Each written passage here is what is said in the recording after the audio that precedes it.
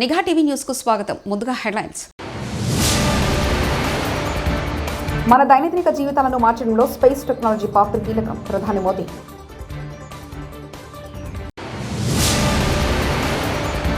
పెద్దాపురంలో స్వచ్ఛాంధ్ర స్వర్ణాంధ్ర కార్యక్రమంలో పాల్గొన్న ముఖ్యమంత్రి నారా చంద్రబాబు నాయుడు.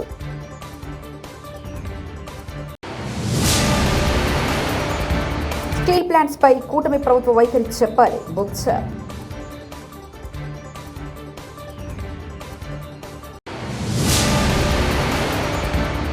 కుండల నాగార్జున సాగర్ 25 గేట్లు ఎత్తివేత. భారత్ పరిపాలనలో మన దైనందిక జీవితాలను మార్చడంలో అంతరిక్ష సాంకేతికత గొప్ప భూమిక వహిస్తుందని ప్రధాని మోదీ చెప్పారు. దీనివల్ల దేశంలో ఏకీకరణ పెరుగుతుందని, పంటల బీమా, విపత్తు నిర్వహణ నుండి మత్స్య సంపద, మౌలిక సదుపాయాల ప్రణాళికల వరకు అనేక రంగాలపై దాని ప్రభావాన్ని ప్రధాని నొక్కి చెప్పారు. భారత్ पहला ऐसा देश बना था जिसने चंद्रमा के साउथ पोल पर पहुंचने का इतिहास रचा. हम स्पेस में डॉकिंग अनडॉकिंग की क्षमता रखने वाले दुनिया के चौथे देश भी बन गए हैं. अभी 3 दिन पहले ही मेरी ग्रुप कैप्टन शुभांशु शुक्ला से मुलाकात हुई है. उन्होंने इंटरनेशनल स्पेस स्टेशन पर तिरंगा फहराकर हर भारतीय को गर्व से भर दिया. जब वो तिरंगा मुझे दिखा रहे थे, वो जो पल थी, जो अनुभूति थी, वो शब्दों से परे है. ग्रुप कैप्टन शुभांशु से हुई चर्चा में मैंने नए भारत के युवा के असीम हौसले और अनंत सपनों को देखा है. इन सपनों को आगे बढ़ाने के लिए हम भारत का एस्ट्रोनॉट पूल भी तैयार करने जा रहे हैं. मैं आज स्पेस डे पर अपने युवा साथियों को भारत के सपनों को उड़ान देने के लिए इस एस्ट्रोनॉट पूल से जुड़ने के लिए आमंत्रित करता. పెద్దాపురంలో స్వచ్ఛాంధ్ర స్వర్ణాంధ్ర కార్యక్రమంలో పాల్గొన్న ముఖ్యమంత్రి నారా చంద్రబాబు నాయుడు. రాజమండ్రి పోవాలంటే డబ్బులు కావాలి. ఇప్పుడు ఏమీ బాధ లేదు. చంద్రన్న పేరు చెప్పి బస్సులో ఎక్కి, పవన్ కళ్యాణ్ గారి పేరు చెప్పి బస్సులో ఎక్కి జల్సాగా వెళ్ళిపోవచ్చు మీరు. అలాంటి వసతి కల్పించాం. కావాలంటే అమ్మగారింటికి పోవాలన్నా, లేదంటే తల్లిని చూసి రావాలన్నా, లేదంటే బోరు కొడితే రోజు పోతే లేనిపోని సమస్యలు వస్తాయి.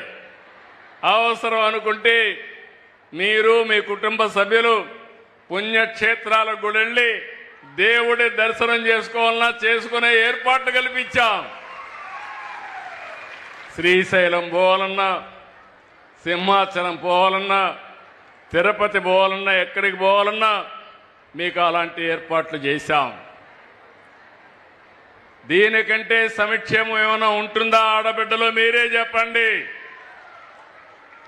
మళ్ళీ మీరు అక్కడికి వెళితే భోజనం కూడా హోటల్కి పోతే 100 రూపాయలు అవుతుందని 5 రూపాయలకే అన్నా క్యాంటీన్లో భోజనం పెడుతున్నాం. అవునా కాదా?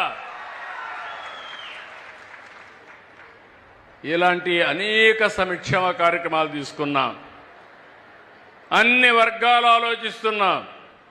మొన్నే మత్స్యకారులకి 25,000 రూపాయలు మత్స్యకారుల భరోసా కింద వాళ్ళ అకౌంట్లో డబ్బులు వేసా. ఈరోజు సముద్రంలో ఉండే సీవీడ్ని మత్స్యకారు ఆడబిడ్డలు ఏ విధంగా ఉపయోగించుకోగలుగుతారని ఆలోచించి వాళ్ళ ఆదాయాన్ని పెంచడానికి ఆ కార్యక్రమాన్ని కూడా తీసుకున్నాం. ఇలాంటి అనేక కార్యక్రమాలు ఇప్పటికే మీరు ఒకసారి చూస్తే 1 కోటి మంది పైన ఆడబిడ్డలు ఉచిత ప్రయాణం చేశారు. నాకు ఎంతంటే మిమ్మల్ని చూస్తే చాలా ఆనందంగా ఉన్నారు.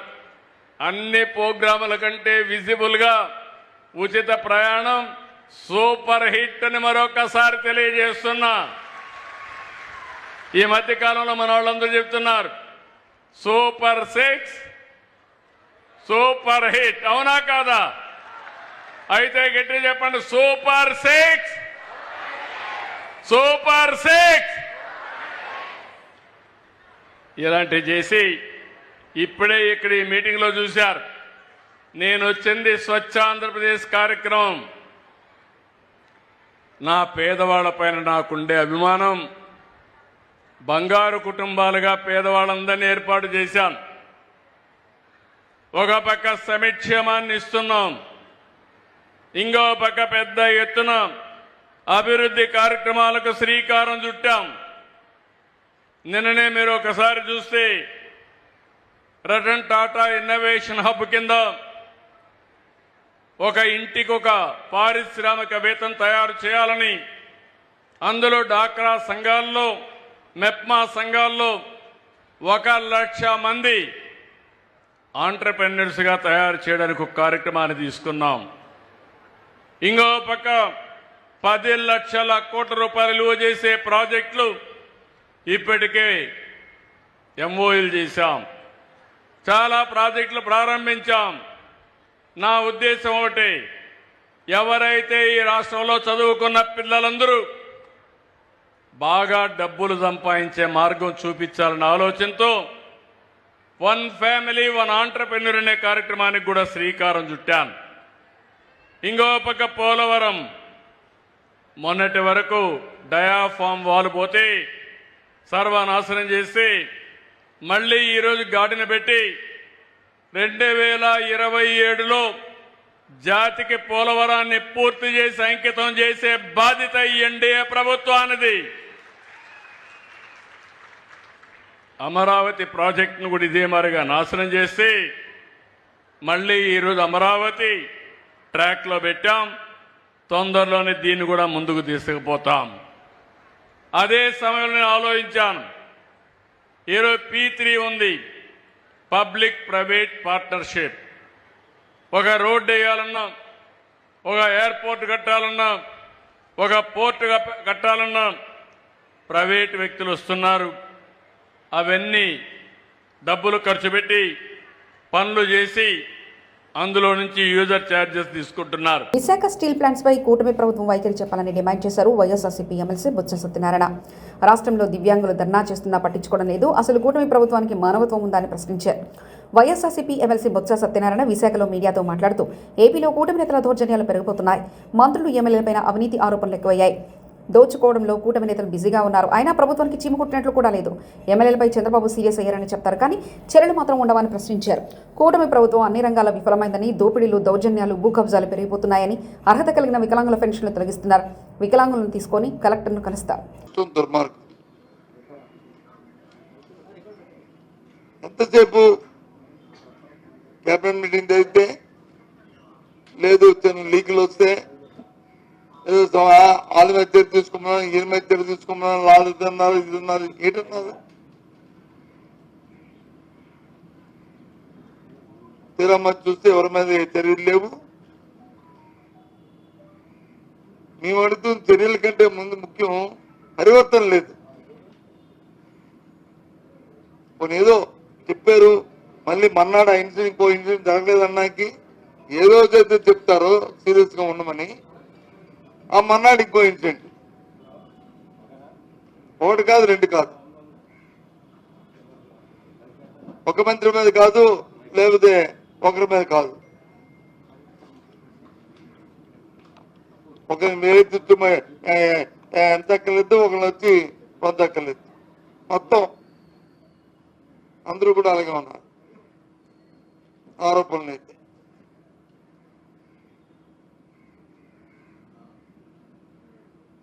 దోపిడీ అయితే భూకబ్జాలు అయితే మరి అడగలేదు, అవకాశం వరకు దోచుకు తినేస్తారు, పెద్ద స్థాయి నుంచి కింద స్థాయి వరకు. ఉదాహరణలతో కలిపి చెప్తున్నా దాని మీద ఎంక్వైరీ లేదు, దాని మీద విచారణ లేదు, ఇలా అనేస్తాం అంతే, పోతే పోనీ. రాష్ట్ర ప్రజలందరినీ గమనించమని కోరుతున్నాను. ఈ ప్రభుత్వం తాలూకా వ్యవహార శైలి ఎలాగుందో, పరిపాలన విధానం ఎలాగుందో, ఎంత దుర్మార్గమైన ఆలోచనతో ఈ కార్యక్రమం జరుగుతున్నాయో, మరి ఎక్కడ సామాన్యుడికి వచ్చి నీడ, సామాన్యుడి రక్షణ కనిపించింది.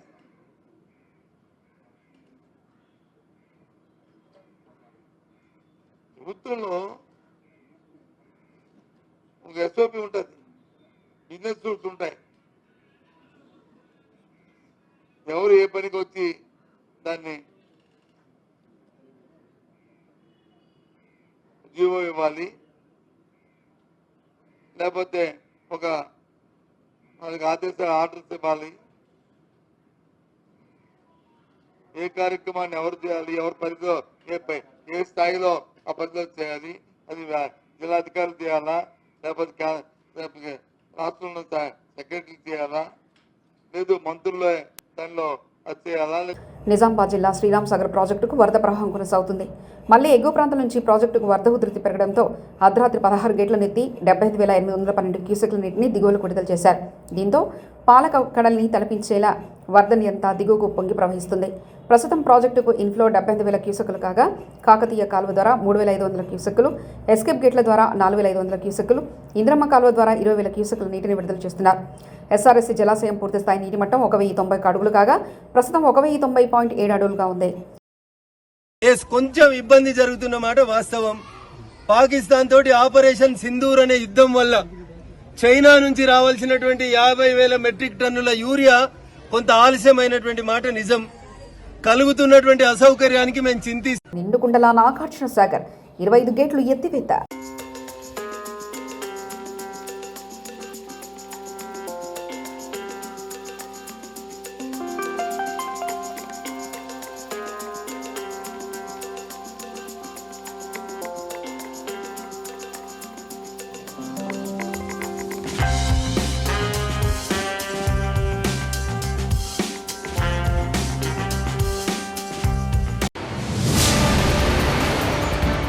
మన దైనందిక జీవితాలను మార్చడంలో స్పేస్ టెక్నాలజీ పాత్ర కీలకం. ప్రధాని మోదీ.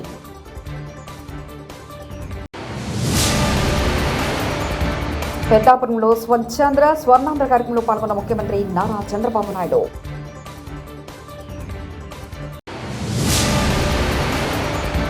స్టీల్ ప్లాంట్స్ పై కూటమి ప్రభుత్వ వైఖరి చెప్పాలి బొత్స.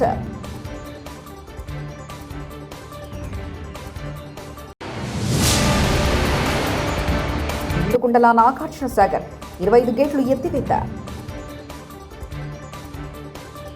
ఇవి బులెటిన్ విశేషాలు. చూస్తూనే ఉండండి నిఘా టీవీ న్యూస్.